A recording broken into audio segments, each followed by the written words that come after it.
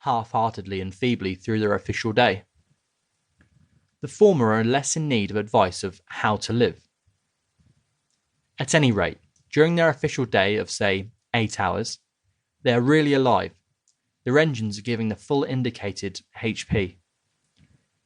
The other 8 hours of working of their day may be badly organised, or even frittered away. But it is less disastrous to waste 8 hours a day than 16 hours a day. It is better to have lived a bit than never to have lived at all.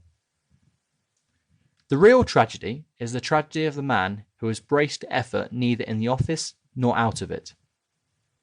And to this man this book is primarily addressed.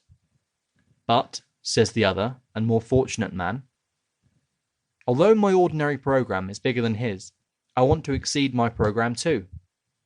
I am living a bit, I want to live more, but I really can't do another day's work on top of my official day. The fact is, I, the author, ought to have foreseen that I should appeal most strongly to those who already had an interest in existence. It is always the man who has tasted life who demands more of it, and it is always the man who never gets out of bed who is the most difficult to rouse. Well, you of the minority, let us assume that the intensity of your daily money getting will not allow you to carry out quite all the suggestions in the following pages. Some of the suggestions may yet stand. I admit that you may not be able to use the time spent on the journey home at night, but the suggestion for the journey to the office in the morning is as practical for you as for anybody.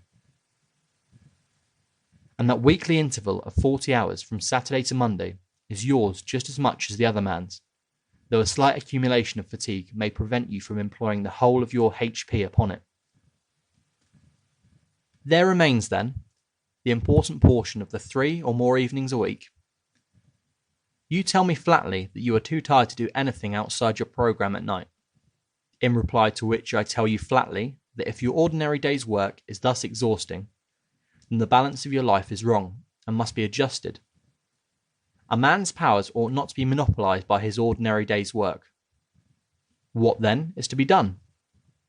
The obvious thing to do is to circumvent your ardour for your ordinary day's work by a ruse. Employ your engines in something beyond the programme before and not after you employ them on the programme. Briefly, get up earlier in the morning. You say you cannot. You say it is impossible for you to go earlier to bed of a night. To do so would upset the entire household. I do not think it is quite impossible to go to bed earlier at night. I think that if you persist in rising earlier, and the consequence is insufficiency of sleep, you will soon find a way of going to bed earlier. But my impression is that the consequences of rising earlier will not be an insufficiency of sleep. My impression, growing stronger every year, is that sleep is partly a matter of habit and of slackness. I am convinced that most people sleep as long as they do because they are at a loss for any other diversion. How much sleep do you think is daily obtained by the powerful, healthy man who rattles up your street in charge of Carter Patterson's van? I have consulted a doctor on this point. He is a doctor who for 24 years has had a large general practice in a large flourishing suburb of London, inhabited by exactly such people as you and me. He is a curt man, and his answer was curt. Most people sleep themselves stupid. He went on to give his opinion that 9 men out of 10 would have better health and more fun out of life if they spent less time in bed. Other doctors have confirmed this judgment, which, of course, does not apply to growing youths.